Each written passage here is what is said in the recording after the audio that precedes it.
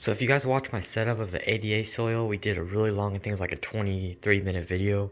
But it was really long, but it showed me doing all the Amazonia, all the power sand, all the additives, basically how to do a complete ADA setup with the substrate. And I didn't really expect to actually be doing the hardscape while that video, but it just kind of had to because I had to get the rocks in there and then just keep pouring soil, and I wanted to kind of show the end result for that video. So if you definitely watch that, if you don't want to miss the actual making of this hardscape, I go step by step, starting with the two big stones, and then we slowly graduated to this. But this video is showing the final, basically the final hardscape. I'm still kind of tweaking it. All the main stones are set in place, so I'm still kind of adding, details. And where I left off on that ADA video was I got all the big rocks in. And basically I said I was going to add detail by crumbling up some of the extra small rocks and kind of just breaking them and adding more detail, and that's all what this is. So all this little detail, just, even especially by where it meets the sand ADA, just kind of, see how it kind of pile it up in some places. This looks really, like over here is really my favorite spot, how it just kind of lines the rocks and kind of follows this. And really the best way I recommend when you're doing this is just basically just throw it in.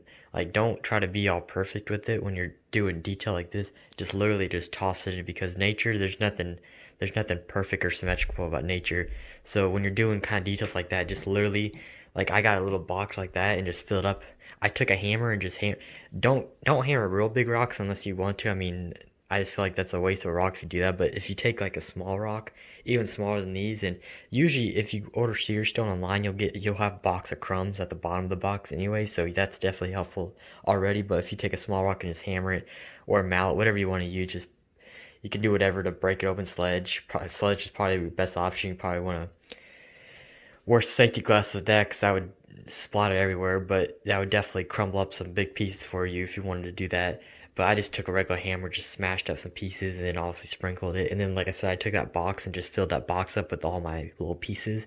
And you can get a handful or just put it in the box and just literally, oh, fingers in the way, and just literally just like sprinkle it. Also, you want to just sprinkle it in spots that are gonna look good, but don't like worry about where it lands. Just kind of just in the general area and just start just pouring it randomly. And if you do that, it's gonna look even better than if you try to like put it in a try to make it perfect and try to put it in a spot you want to put it.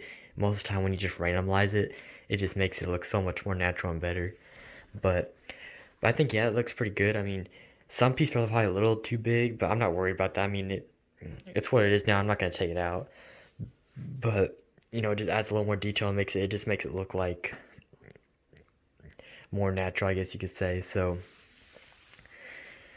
but yeah, so the hardscape, I guess I can finally explain if you guys didn't watch the ADA. So basically, we we did a huge hill of ADA in the back. I mean, that's about half that tank, and we used all two bags of the regular Amazonia. So that was actually surprising. I think from the what when I was doing the scape at first, it didn't look like I was going to use full two bags, but I actually did, which is actually, no, that's a lie. I used a bag and then I got not much left. Like, let's see. You can see just like right at the bottom. So actually, I lied there. So actually, like maybe like a bag and 3/4. But still, I almost used a full two bags, which I didn't expect when I went to go bid it out. I didn't think I'd use that. But basically, I just kept piling up this hill. So basically, when I set these two rocks and I basically just buried this rock. So these rocks are actually bigger than what they are. If you guys watch the hardscape video, you'll see how big these rocks were eventually. But I just basically buried like half these rocks, and which also helps, keep them in place. And there's a lot of rocks under it too. Like there's two big rocks that are actually rising up the height of it. Because obviously, if I just put it straight to the bottom of the glass, it wouldn't have been as high, and it just doesn't look. It wouldn't look as cool. It just leave a lot of open space. So this, at least right here, gives it.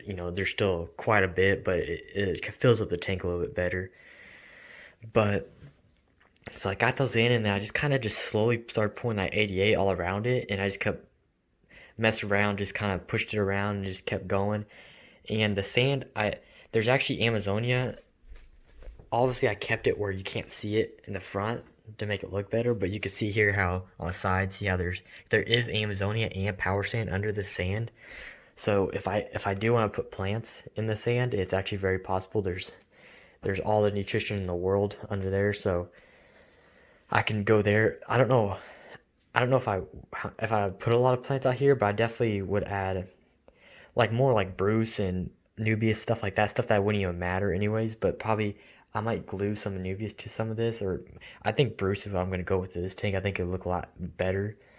And I personally just like Bruce, and you'll probably get some cool colors like some like a more red or a blue Bruce, just kind of just give a little more color. But I could probably glue those onto. I don't want to get real crazy because I kind of want to still keep that rock mountainy look, a little guinea look, or what you could say. But I definitely want to like maybe like out here put one. We could definitely put one in the corner. I think right here in this little crevices would be cool. You could definitely put one right there. Maybe like a little tiny one right there. And these I'd probably keep pretty trimmed. Like I wouldn't let them get too carry away, but I'd definitely try to keep little smaller ones. I don't know on this rock. I don't know yet. Maybe we can do one like in the corner or something, just something. Cause this rock is just kind of, I don't know. It just doesn't seem like a good spot to put anything. But definitely like on these rocks, maybe put a couple. Back there would be a good one. Definitely on this rock over here where it's hidden. Um, Screw. I mean, we could put some on the actual big rock itself. Back here or something.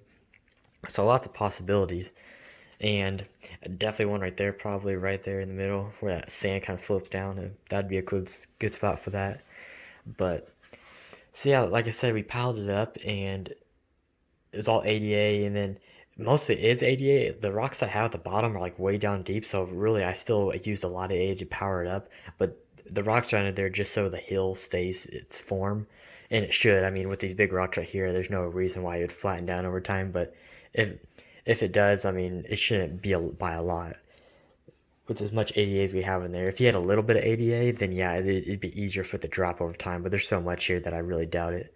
And then obviously, once I got all the regular ADA in there and I liked it. Basically, once I got to the final scape, then I added the powder, which you see is a lot finer, which is why it looks, a lot smoother.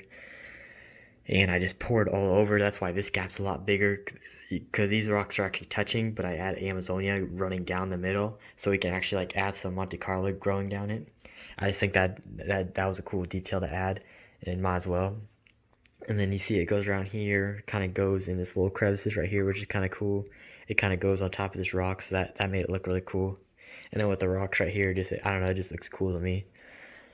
And obviously it just keeps going, so you could see it don't look like a much of a slope on the side, but you could see, when it goes up and then it just literally shoots up. But I might even still brush that.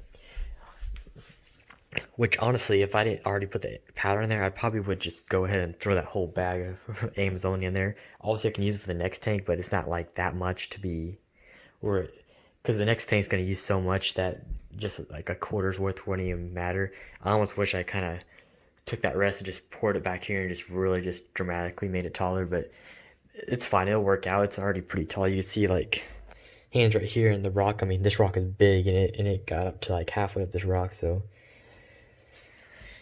So yeah, I'm really happy with this game. I mean, well, with the rocks right here, and then just adding, I'm just really excited about this scape. I mean, this is the type of stuff that I always wanted to do, and is to have the money, and I'm finally being able to do like really cool scapes like this.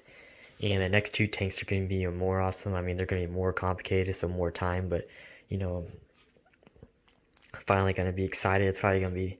It's like it's making doing aquariums again fun, even though it's always been fun. It just when you're doing stuff like this and doing new things, it just makes it all fun again. Even though when you're doing it a bunch of years and it seems to get kind of boring, it just kind of re-excites the fun out of it. So yeah, I mean, if you guys have any questions about really anything, I mean, you guys always know I answer everything. You can follow my Instagram. I can answer anything you DM me. I answer everybody's questions, so definitely hit me up if you have any questions. I'm fine with answering anything. But other than that, comment, like, subscribe, and I'll see you guys in the next one.